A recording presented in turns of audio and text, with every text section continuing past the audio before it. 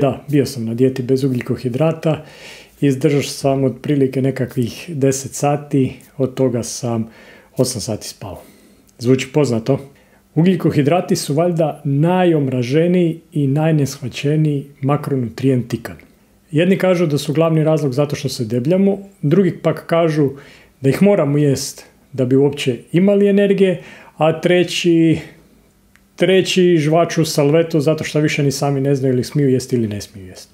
U ovom videu objasnit ću ti sve što trebaš znati o ugljikohidratima, bez filozofiranja, bez strašenja i bez gluposti. Ok, šta su to onda uopće ugljikohidrati? Ugljikohidrati su izvor energije.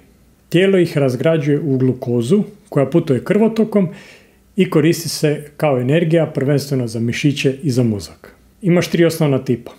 Šećeri, koji su jednostavni i brzo podižu razinu šećera u krvi, to su glukoza i fruktoza. Škrobovi, koji su složeni i sporije se razgrađuju, tipa riže ili krumpir. I vlakna, ne probavljuju se, ali hrane cijevne bakterije i super su za probavu. Vlakna ti dođu ko stari prijatelji s faksa. Znači, nikad ih ne vidiš, ali kad se pojave, jednostavno sve nekako bolje funkcionira. Jednostavni protiv složenih ugljikohidrata. Ljudi često misle da su jednostavni ugljikohidrati loši, a složeni da su dobri. Istina je, pa ovisi. Jednostavni ugljikohidrati brzo podižu šećer i energija brzo raste, ali i brzo pada. I nisu zli, ali nisu baš za svaki obrok. Složeni ugljikohidrati duže drže sitost i stabiliziraju energiju. E sad, najčešći mitovi u ugljikohidratima. Debljaš se od kruha. Ne debljaš se od kruha, nego se debljaš od viška kalorija. Konkretno, možeš se debljati i od viška oraha ako ih gutaš šakom i kapom, ko da uopće ne znaš da li će sutra doći. Na večer ne smiješ jesti ugljikohidrate. Totalni mit, zato što tvoje tijelo ne zna koliko je sati. Doduše, tijelo ima cirkadijski ritam i to je totalno druga tema, ali ovo na što mislim sad je da tvoje tijelo sigurno ne zna da li je 7 manje kvarat ujutro ili 9 kvarat na večer. Tvoje tijelo samo zna jesi li u kalorijskom suficitu ili kalorijskom deficitu. Low carb dijete su jedini način za mršavljenje. Totalni mit. Iako low carb dijete mogu pomoći, ali to ne znači da su i nužno bolji način. Realno možeš mršaviti, ako ti je to cilj, i sa 300 grama ugljikohidrata dnevno, zato što ključ su kalorije. Energija i ugljikohidrati. Tijelo voli glukozu. Tijekom vježbanja, osobito visokog intenziteta, koristi ju kao glavni izvor energije. Ako ne uneseš dovoljno ugljikohidrata, imaš manje energije, slabiji trening i smanjen ti je onda i napredak. Kod sportaša ili ljudi koji treniraju više puta tjedno, dovoljan unos ugljikohidrata je bitan kako za performanse, tako i za regeneraciju. E sad, inzulin, šećer i glikemijski indeks. Kad jedeš ugljikohidrate, tijelo luči inzulin.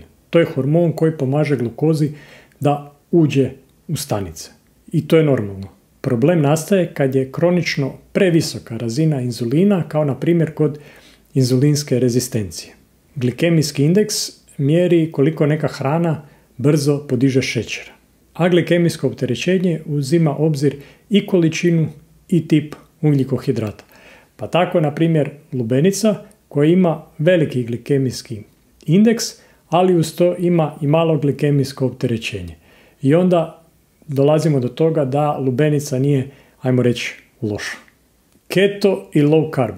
Za koga, kada i zašto? Keto koristi masnoće kao primarni izvor energije, odnosno ketone, i može pomoći kod ljudi koji imaju određena zdravstvena stanja, ali nije za svakoga. Low carb može biti dobra za kontrolu apetita, ali definitivno treba paziti na vlakna i ostale mikronutrijente. Moje iskustvo, probao sam oba pristupa, znači keto odnosno isti dan, low carb jesam, probao sam nešto duže, ali opet u principu ono glavno što je donesilo rezultate je bio kalorijski deficit i samodisciplina. Sad malo konkretnih primjera obroka, za doručak zobene i borovnice i proteini i složeni ugljikohidrati i vlakna. Za ručak riža, piletina, blitva, maslinovo ulje. Za večeru jaja, krumpir i recimo sezonska salata. Prije treninga banana kao brzi ugljikohidrat. Sad, koliko ugljikohidrata ti treba?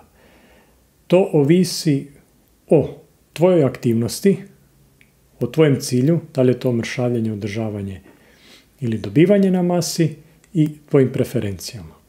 Nekakva orijentacija za mršavljenje 2 do 3 grama ugljikohidrata po kilogramu tjelesne mase, za održavanje 3 do 5 grama ugljikohidrata po kilogramu tjelesne mase i za dobivanje kilaže nekakvih 4 do 7 grama ugljikohidrata po kilogramu tjelesne mase. I sad za kraj, ugljikohidrati nisu neprijatelji.